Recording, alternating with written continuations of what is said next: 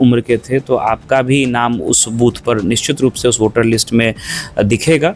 तो उसको अगर आप डाउनलोड करके चेक कर लेते हैं, उसकी कॉपी लगा देते हैं, उसको अपलोड कर देते हैं, तो फिर कोई डॉक्यूमेंट आपको लगाने की ज़रूरत नहीं है। किसी का कोई नाम नहीं कटेगा अगर उन्होंने फॉर्म को साइन करके अपलोड कर दिया है, भले ही दस्तावेज दिया या नहीं दिया। वोटर पुनरीक्षण कार्य शुरू है और ऐसे में लोग काफी वापों की स्थिति में हैं, उन्हें आवासीय बनाने में परेशानी हो रही है। तो कई समस्या है जो ग्राउंड रिपोर्ट पर बिहार तक की टीम गई थी। अब हमारे साथ जिलाधिकारी मुजफ्फरपुर हैं, इनसे जानेंगे लोगों का कहना है कि आवासीय यदि बनवाना हो तो उसके लिए 1 दिन का समय चाहिए। हम दिहाड़ी मजदूरी करने वाले लोग हैं तो यदि उसमें लग जाएंगे तो कहेंगे क्या। पहला समस्या लोगों के पास आ रहा है जो कि सबसे सिंपल है, आवासीय बनवा के एक डॉक्यूमेंट दे दीजिए, इसके बाद कोई डॉक्यूमेंट्स की जरूरत नहीं। नहीं, आवासीय प्रमाण पत्र की आवश्यकता नहीं है, कोई मैंडेटरी नहीं है कि सबको आवासीय प्रमाण पत्र ही देना है। तो पहले तो मैं इस चीज़ को क्लियर करना चाहूँगा, पुनः मैं इस चीज़ को रिपीट करता हूँ कि आवासीय प्रमाण पत्र देने की कोई आवश्यकता नहीं है। वो मैंडेटरी नहीं है कि आवासीय प्रमाण पत्र आप नहीं देंगे तो आपका नाम वोटर लिस्ट में नहीं आएगा, ऐसी कोई बात नहीं है। जैसे आधार और वोटर कार्ड के अलावा यदि कोई डॉक्यूमेंट्स नहीं तो वो लोग क्या करें? 11 तरह के कुल डॉक्यूमेंट्स हैं। आजकल साक्षरता लिटरेसी का लेवल हम लोग सब लोग जान रहे हैं, अब तो नया आंकड़ा आएगा तो उसमें और चीज़ें क्लियर होंगी। लेकिन जो हम लोग का फील्ड का अनुभव है कि मैक्सिमम घरों में आपको बच्चे 10th 12th पास और हायर एजुकेशन में भी मिल जाएगा। तो आप कोई भी मैट्रिकुलेशन का सर्टिफिकेट, किसी शैक्षणिक संस्थान से जो आपने डिग्री ली है उसका सर्टिफिकेट आप दे दीजिए, वो उसके लिए सक्षम है। और जो सबसे महत्वपूर्ण है कि 2003 की मतदाता सूची में अगर आपका नाम है, जो आयोग ने बहुत साधारण तरीके से ऑनलाइन उस पर सर्च करने का ऑप्शन दिया है, 2003 में जो विधानसभा है जिस बूथ पर आपके माता पिता वोट डालने जाते थे, या आप अगर उस समय 18 साल से ज़्यादा उम्र के थे तो आपका भी नाम उस बूथ पर निश्चित रूप से उस वोटर लिस्ट में दिखेगा। तो उसको अगर आप डाउनलोड करके चेक कर लेते हैं, उसकी कॉपी लगा देते हैं, उसको अपलोड कर देते हैं, तो फिर कोई डॉक्यूमेंट आपको लगाने की ज़रूरत नहीं है। और कुल 11 तरह के दस्तावेज हैं। अगर सरकारी कर्मी है तो अपना सिर्फ आई कार्ड दे दें, कास्ट सर्टिफिकेट है वो लगा दें, अगर आवासीय प्रमाण पत्र है तो उसको दिया जा सकता है। इसके अलावा ज़मीन के बहुत सारे दस्तावेज, LPC है, रसीद है। एक समस्या है, जैसे कोई दूसरे जिला का वोटर है और ऑनलाइन वोटर हेल्पलाइन के नंबर से अपलोड कर, तो उनके साथ समस्या है कि अब हम वहाँ का दस्तावेज तो कहीं के भी दस्तावेज लगा सकते हैं जो प्रमाणिकता उनके नाम से जुड़ा हुआ। पूरे देश में कहीं के भी आप अगर वोटर हैं और आज के टाइम में आप ऑर्डिनरी रूप से, साधारण रूप से आप इस जिले के उस विधानसभा क्षेत्र में निवास करते हैं जहां आप अपना नाम जुड़वाना चाहते हैं। देखिए, 4 मुख्य शर्तें होती हैं नाम जुड़वाने के लिए, जो संवैधानिक प्रावधान है, जो भारत निर्वाचन आयोग का निर्देश है। पहला है कि वो व्यक्ति भारत का नागरिक होना चाहिए। दूसरा है 18 साल से उसकी उम्र ज़्यादा होनी चाहिए। तीसरी महत्वपूर्ण शर्त है कि वो साधारण रूप से यहाँ का निवासी होना चाहिए। और चौथा है कि कोई अगर किसी कोर्ट ने दिवालिया घोषित किया हो या किसी अन्य कारण से उसको प्रतिबंधित किया हो तो इन सब के आधार पर उनका नाम जो है नहीं हो सकता। लेकिन ये चौथी शर्त बहुत लागू नहीं होती है। 3 जो महत्वपूर्ण शर्तें हैं कि भारत का नागरिक हो, 18 वर्ष से ज़्यादा उसकी उम्र हो और साधारणतया वो निवास करता हो।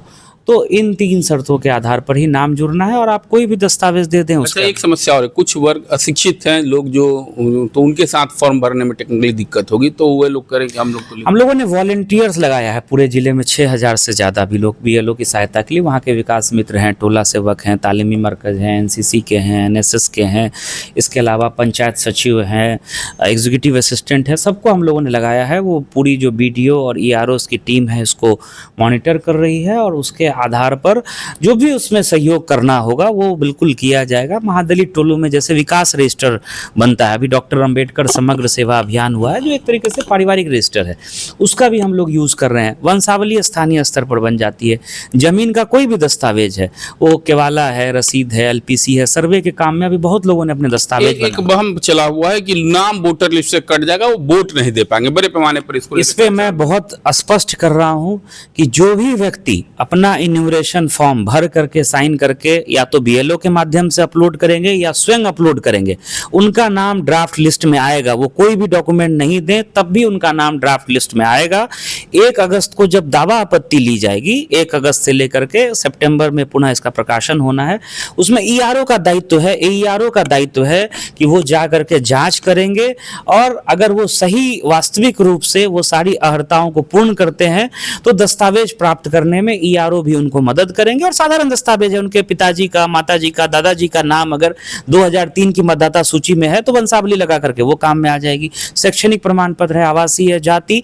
तो आप अगर कोई दस्तावेज नहीं भी देते हैं अभी और आपका जो है आपने इन्यूमरेशन फॉर्म को साइन करके, जो 2 पेज का साधारण सा फॉर्म है, आप उसको अपलोड कर दें, बीएलओ को दे दें, तो उससे आपका नाम ड्राफ्ट लिस्ट में, प्रारूप जो निर्वाचक सूची जो 1 अगस्त को प्रकाशित होगी उसमें नाम निश्चित रूप से रहेगा। फिर ईआरओ उसकी जांच करेंगे और उसके आधार पर उस पर निर्णय लेंगे। किसी का कोई नाम नहीं कटेगा अगर उन्होंने फॉर्म को साइन करके अपलोड कर दिया है, भले ही दस्तावेज दिया या नहीं दिया। ये बहुत स्पष्ट है। दस्तावेज प्राप्त करने में पूरा जो प्रशासनिक जो महकमा है वो बिल्कुल सहयोग करेगा। और बहुत साधारण दस्तावेज हैं, आप जमीन का कागज दे दीजिए, एजुकेशन क्वालिफिकेशन का दे दीजिए, आप जो है आवासीय, आय, जाति, कुछ भी प्रमाण पत्र दे दीजिए, महादलित टोलों में विकास रजिस्टर है वो दे दीजिए, कोई भी दस्तावेज दे दीजिएगा तो उससे जो है हम लोग उस चीज़ को वेरीफाई कर लेंगे और आपका नाम फाइनल लिस्ट में भी हम लोग पब्लिश कर देंगे। धन्यवाद। तो जिस तरीके से वोटर पुनरीक्षण कार्य को लेकर के भ्रामक स्थिति बनी हुई है, लोग घबराए हुए कि वोटर लिस्ट में उनका नाम कट जाएगा, तो बिल्कुल नहीं घबराए, उनका वोटर लिस्ट में नाम नहीं कटेगा। बीएलओ जाएंगे, उनके साथ सहयोगी कर्मी है, वो उनकी मदद करके फॉर्म भरवा देंगे। यदि किसी कारणवश उनका दस्तावेज तत्काल नहीं है तो फॉर्म जमा करने के बाद जब इसकी आपत्ति दावा शुरू होगा उस समय सरकारी कर्मी उनकी मदद करके दस्तावेज तैयार करा देंगे। मतदाता सूची से उनके पूर्वज का नाम निकाल करके उनको बताएंगे। तो जो लोग कम पढ़े लिखे हैं या किसी कारण उनके पास कोई डॉक्यूमेंट्स नहीं है तो घबराए नहीं। यदि भारत के नागरिक हैं और कहीं भी देश में निवास कर रहे हैं तो उनका वोटर लिस्ट में नाम रहेगा। इसके लिए प्रशासन पूरी तरह से तैयारी कर चुकी है, जिसकी जानकारी मुजफ्फरपुर जिलाधिकारी सुब्रत सेन ने दी है।